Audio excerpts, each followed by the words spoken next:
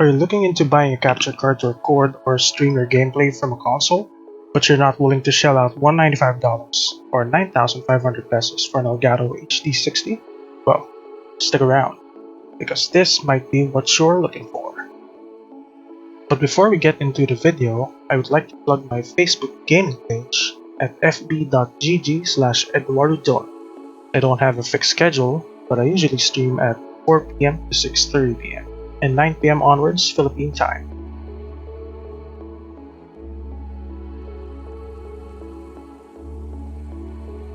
In terms of cheap capture card alternatives, there are a lot nowadays.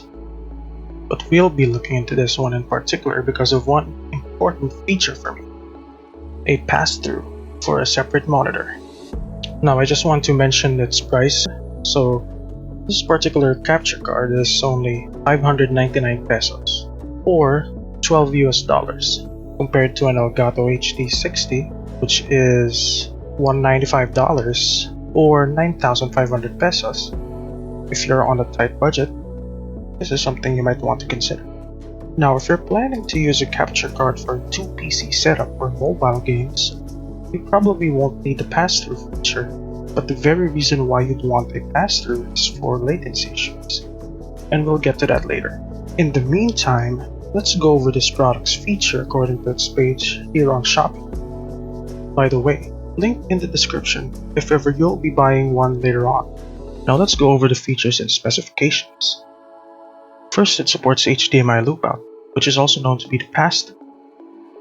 Next, it can support inputs up to 4K resolution, good for players who use the PS4 Pro or Xbox One X. While it supports 4K inputs, it can only go up to 1080p resolution when it comes to the output. Now I just want to mention that while the product name of this capture card mentions that it only goes up to 1080p 30 frames per second, the unit that I got apparently has an option to go up to 1080p 60 frames per second. So what we'll do is we'll make a comparison for 3 footages later.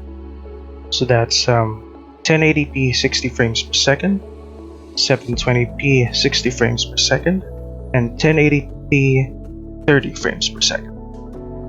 And that's it for this part of the video. Now let's go over and unbox this thing. Now my package came in with no branding on the box, so that could be normal because this is a generic no-name capture card. Now let's see what else this comes with. This comes with a USB to USB cord to connect to your computer, a USB to micro USB cord for the power source, and some paperwork. For the HDMI cables, you'll need to provide those yourself. Now, let's go over setting this up. First, connect the other end of the HDMI cable coming from your console to the capture card's input socket.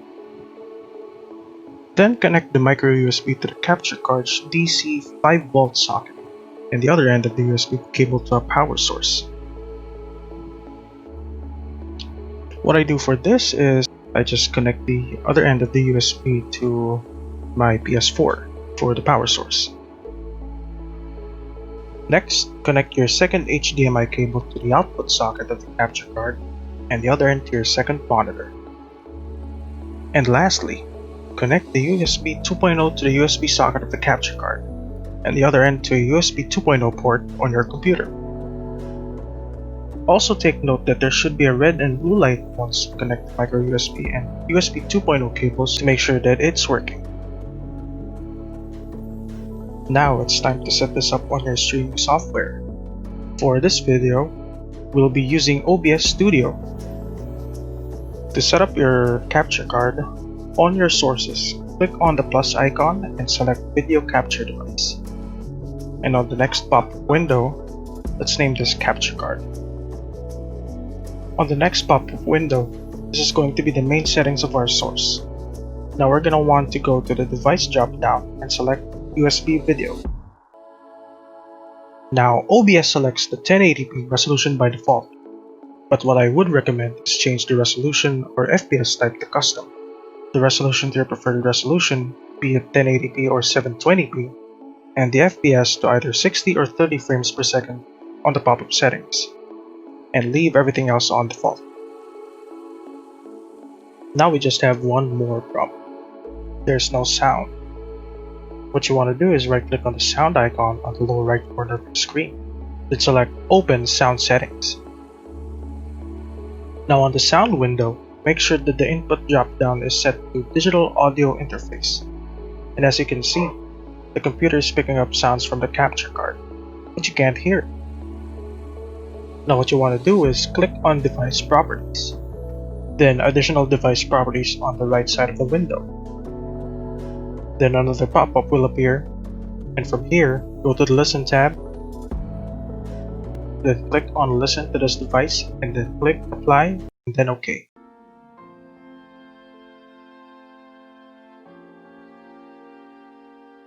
And now you should be hearing the capture card. For the next part of the video, we'll be going through the differences between each resolution, as well as the importance of the pass-through when it comes to the latency.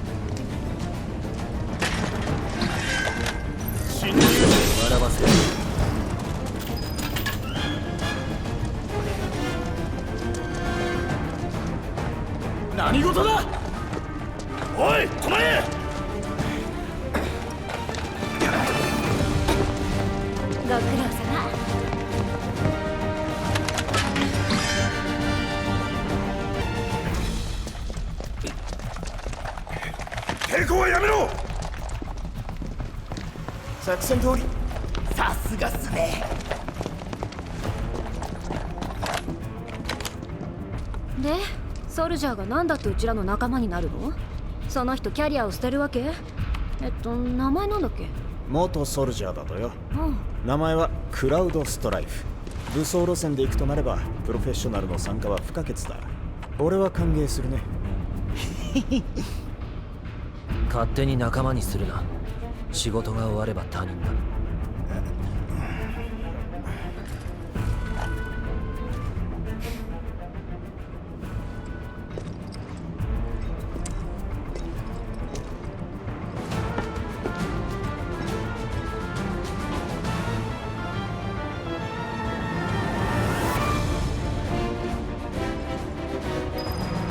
This time, let's go over the importance of latency. On the left is the TV that I use as a pass-through monitor, while on the right is my computer screen that records and streams the footage. As you can see, there is a slight delay on the right monitor. That being said, it will be near impossible to play games that depend on your reaction time, such as first-person shooters or rhythm games. Now here's footage of me playing a rhythm game while looking at the software preview.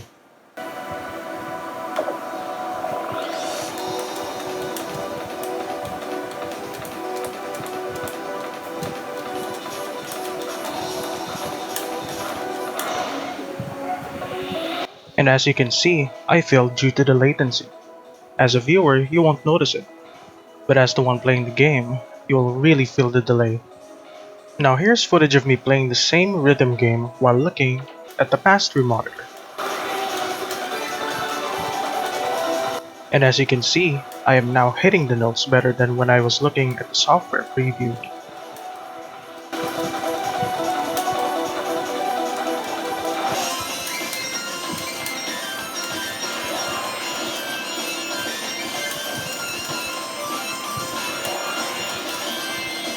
Now let's do a latency check on one more game, and then I'll throw in recorded footages of the other games before I give my final thoughts on this capture card.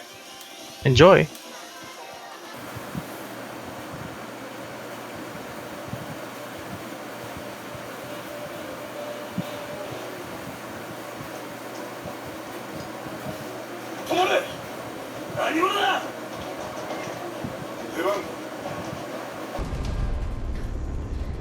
Sherry, run!